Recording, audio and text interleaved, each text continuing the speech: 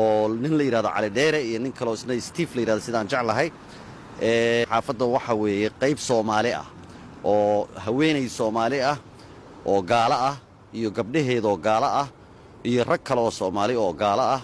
oo iyagoo intuba weerar culus ku haya diinta Islaamka iskuna dayaya markasta inay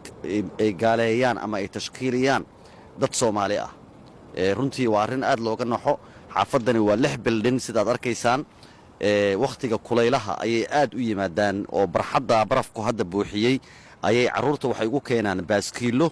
ay ku ciyaaraan iyo homework oo leeyihiin waxaan u samaynaynaa shaqo guri after school programs waxa la yiraahdo qoladan cadaankii waxay ka soo duushaa xaafad halkan ah oo la yiraahdo Kingsway hawsadka ka dambeeya guryaha halkaana waxaa ku yaala iskuulada dugsiyada hoose iyo dhexe carruurta Soomaalida ay dhigato Dixon degan haddaba waqtiga kulaylaha hadda waa qabow baraf ayaa daaya inta badan carruurtu dibadda ma joogto laakiin waqtiga kulaylaha halkan ay ku ciyaaraan carruurtu barxaddaas ay ku ciyaaraan ilaa iyo walkwayadaas oo idil waxaan igu maqaalo ah inay u keenaan baaskiiladu ciyaalka ay ka xumaadaan ay u sameeyaan marka waxaan uga digaynaa fadlan guud ahaan reer Toronto